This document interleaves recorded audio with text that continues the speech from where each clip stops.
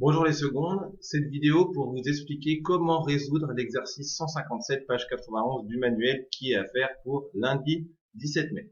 Alors vous avez une fonction qui est définie par cette formule x puissance 3, donc x au cube moins 3x plus 1, sachant que moins 3x c'est moins 3 fois x évidemment. Et on veut savoir quand est-ce que cette fonction vaut 0. Donc c'est donc une équation que nous voulons résoudre.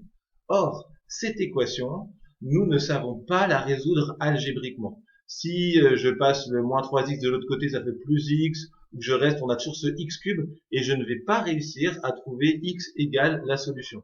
Donc, comme je ne peux pas la résoudre algébriquement, je vais essayer de la résoudre graphiquement. Qu'est-ce que je fais? Alors, j'ai défini cette fonction, la fonction f de x, qui définit ce membre de gauche de l'équation, et je la trace ici. Ici, elle est dessinée sur le manuel. Et je vais regarder quand est-ce qu'elle vaut 0. Donc pour résoudre cette équation, je vais regarder simplement dans le graphique quand est-ce que ceci est égal à 0. Donc quand est-ce que l'image de cette fonction est égale à 0. Et bien je vois, on a trois fois l'image. Les images c'est ça. Hein. Donc ici ça vaut 0, ici ça vaut 0 et ici ça vaut 0. Et donc résoudre une équation c'est trouver des x. Donc les x qui sont solutions, ils sont 3. Il y a trois solutions. Il y a ce x qui est ici, ce x qui est là, ce x qui est là. Donc la première question, c'est assez simple. Alors, on a noté x1. Donc ce nombre-là, on le note x indice 1. Ce nombre-là, x indice 2. Et ce nombre-là, x indice 3. C'est trois solutions. On vous demande, la première question, c'est facile, de encadrer chacune des solutions. Donc vous commencez le x1 par deux entiers consécutifs. Le x1, il est là. Il est compris entre quels entiers?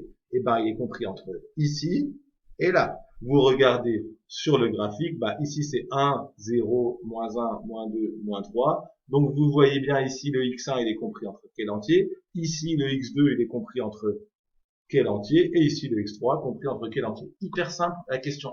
Donc voilà, là on a encadré, c'est-à-dire qu'on a dit bon le x1 il est à peu près entre là et là, le x2 entre là et là, et la troisième solution entre là et là. Bon, d'accord. Mais bon, maintenant, on va quand même chercher à affiner l'encadrement, le rendre un peu plus précis. Mais en fait, c'est combien là? On voit pas exactement. Donc là, je sais pas, je dirais moins 1,7 ou 8 ou moins 1,9, je sais pas trop. Celui-là, c'est combien? 0,3, 0,4, 0,5, 0,2, je vois pas bien en fait. Donc, je vais essayer de dire, il est entre à 0,6 et 0,7 par exemple. Donner un encadrement d'amplitude 0,1. Un encadrement d'amplitude 0,1, c'est dire il est entre 0,6 et 0,7. Ou il est entre 1,7 et 1,8. Ok?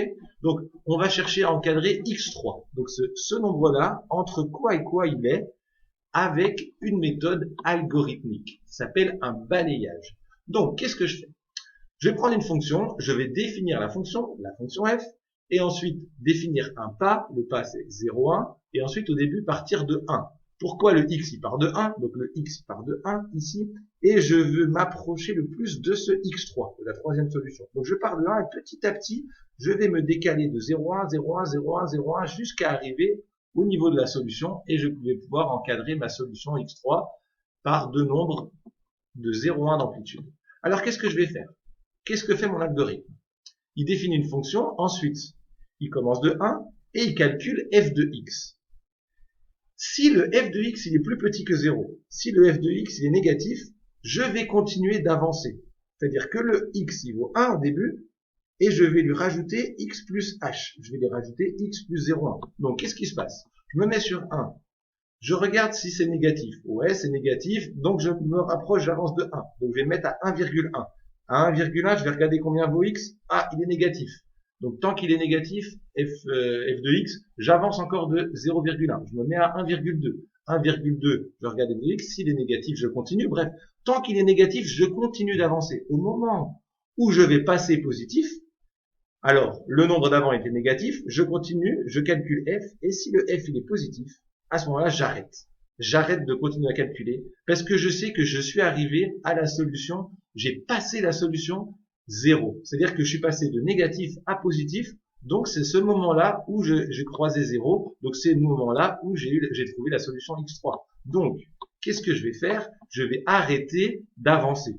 Donc, qu'est-ce que ça veut dire while? Ça veut dire tant que. tant que le f de x est négatif, je continue d'avancer avec mon pas. J'avance de 0,1. Le h, il vaut 0,1. J'avance, mon x se transforme, avance un petit peu de 1,1, 1,2, 1,3, 1,4. Hop! Mais si jamais le f de x, il n'est pas négatif, j'arrête d'avancer. Donc j'avance tant que while, tant que f de x est inférieur à 0. Mientras tanto, on pourrait dire que f de x est inférieur à 0. Vous allez donc essayer de faire calculer cet algorithme. Là, il est écrit en Python, mais on va pas s'en servir tout de suite, Python. Pour la question 2a, vous allez le faire à la main et on verra avec Python après dans la question 2b et 2c. Alors, vous allez dire, je calcule f de x pour x égale 1. Oh, pardon, il y a un petit problème. Je calcule f de x pour x égale 1. Je trouve moins 1, donc c'est négatif. Donc je continue à avancer. J'avance de 1, je me mets à 1,1. Je calcule f de x, donc ça c'est à vous de le faire. Vous allez trouver un nombre, vous allez mettre son arrondi, et tant qu'il est négatif, ce nombre-là, l'image de 1,1, vous dites si c'est vrai ou faux, s'il est négatif, vous continuez d'avancer. Vous continuez d'avancer de 1, donc vous allez faire un tableau avec de nombreuses lignes. La ligne 1, 2, 3, 4, 5, 6, 7, hop, jusqu'à ce que votre f de x il soit positif. Quand vous trouvez f de x positif, vous arrêtez l'algorithme et vous regardez les valeurs, la valeur de x, combien elle vaut pour le x pour lequel le f de x est positif, et la valeur d'avant. C'est-à-dire que vous allez afficher la valeur d'avant, le x, où vous êtes actuellement, ça va être peut-être, je sais pas moi, 1,8, je sais pas combien ça va être, et la valeur d'avant, donc ça c'est le 1,8 quand c'est positif, et la valeur d'avant quand c'était négatif. C'était donc 1,8 moins h, 1,8 moins 0,1, 1,7. Donc vous allez avoir entre 1,8 et 1,7. Donc vous allez pouvoir dire, ah bah la réponse, le x3, il est entre 1,8 et 1,7. Vous allez avoir encadré le résultat. Voilà, ça c'est ce que vous devez faire dans la A. Ensuite, la B, qu'est-ce qu'il faudrait modifier si on veut un encadrement à 10-2 et 10-3?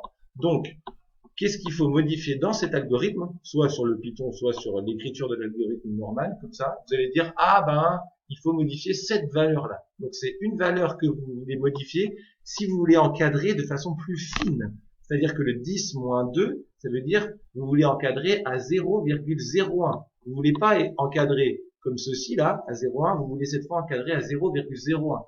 Donc, vous voulez dire, par exemple, x3, c'est compris entre 1,57 et 1,58. Ok?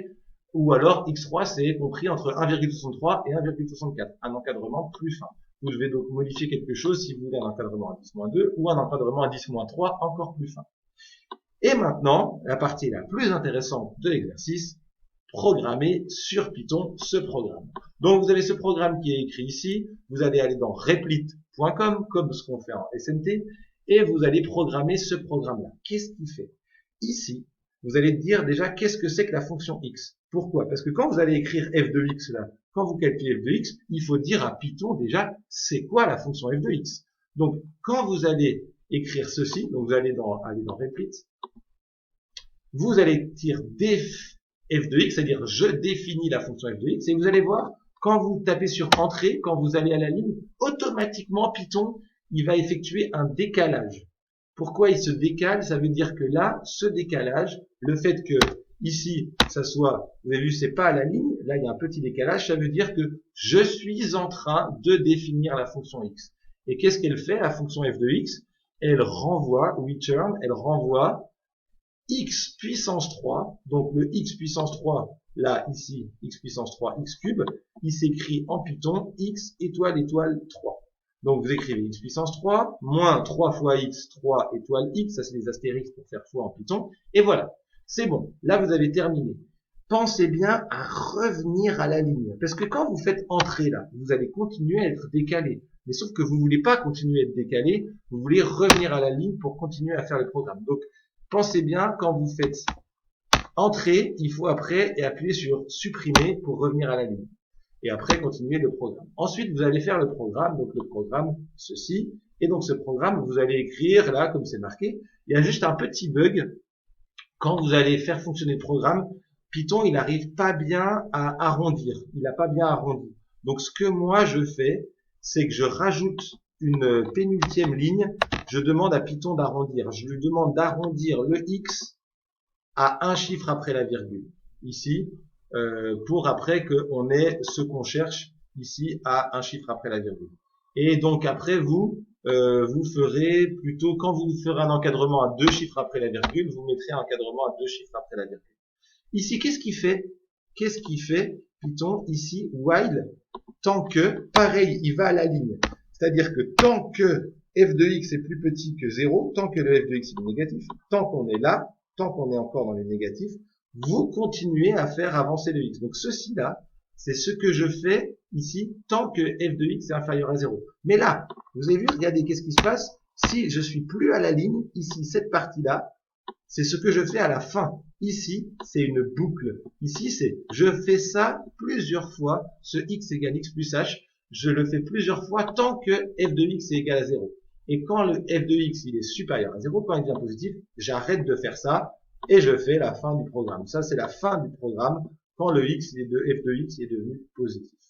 Voilà, donc ce que je voulais vous dire, c'est que ici, dans la question, vous allez devoir faire tourner ce programme ici, mais cette fois, vous devez le modifier un tout petit peu, pour trouver l'encadrement à 10-2 à 10-3 de x3. Et il faudra le faire pour toutes les solutions. Je vais vous demander d'encadrer cette solution x1, cette solution x2 et cette solution x3. Donc vous devez apporter quelques modifications au programme pour trouver l'encadrement au millième, s'il vous plaît. Donc vous encadrez à 10-3. Donc par exemple, vous allez devoir dire x1, il est compris entre moins 1,775 et moins 1,774. Ici, le x2, il est compris entre entre 0,312 et 0,413. Celui-là, il est compris entre 1,413 et 1,414, par exemple. Donc, vous devez faire ces calculs-là à Python. Sauf que pour me prouver que vous avez bien fait ce travail sur Python, je vais vous demander ici, pour le C, de me faire des captures d'écran. Comment SNT, faites des captures d'écran de vos programmes Python pour la question C. Allez, bon travail!